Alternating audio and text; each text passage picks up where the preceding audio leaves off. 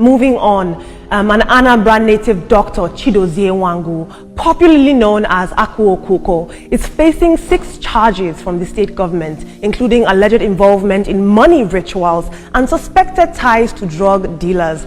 If he's convicted, he could face up to 20 years in prison. He was arrested earlier this month after Governor Charles Soludo declared a crackdown on native doctors amidst all the rising criminal activities in the state.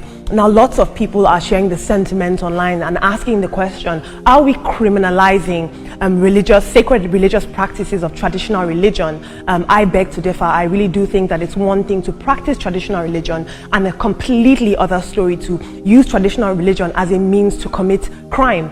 I'm going to take some social media. He's very popular in the East. Paul Twin says, this is a proper witch hunt. All these charges are exactly the same thing every pastor is guilty of. They all pray for the same fraudsters and Yahoo boys. I have no connection with this man, but he's simply being made an example of. It took almost 2 weeks to charge him properly. Grandpa Frank says, you mean he can't disappear from custody and appear in his living room? Valid question. And finally, Wisdom says, I want to believe he has enough charms to deliver himself from the encumbrances of the law. Those who claim to have the powers to deliver others from difficulties should be able to deliver themselves. Not only are you feasting on the naivety and the gullibility of the populace, you are now committing crime. Unacceptable, and I hope that justice prevails. But talk about the man who is arrested for ritual and drug abuse. I'll tell you a very short story. Somebody was saying in that tweet that, so you mean that he doesn't have the power to teleport himself from the prison?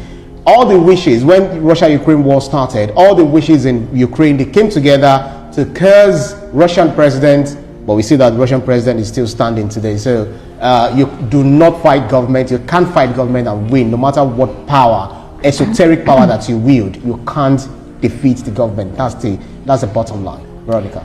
Now for the guy who is in prison, we saw yesterday that some native doctors were protesting, and we said that they had a right to do so because perhaps if they feel that the steps and the policies of the state government is, hampering their activities, then they needed to speak up. But when we see someone like this, 20 years imprisonment, if he is found guilty at the end of the day, I feel is too small in my perspective. Look at the number of persons that have died as a result of his activities. They went to his shrine, they saw evidence. So what will they plan to do at the end of the day? Is 20 years enough to give a closure to families who lost their loved ones as a result of his activities?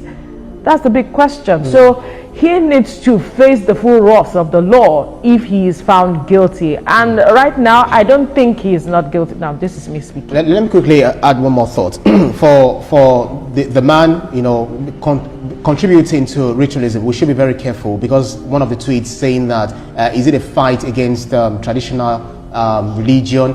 Whether it is Christian religion or Islamic religion or traditional religion, I believe that none of these religions, teaches to be fetish. I mean, when you say fetish, to kill your fellow human being because you're seeking money or because you're seeking wealth or anything, that is crime, that is criminal. So whoever is found wanting, guilty of this criminality, must be dealt with. Absolutely, and I think decisively. his case is particularly interesting because he's being celebritized.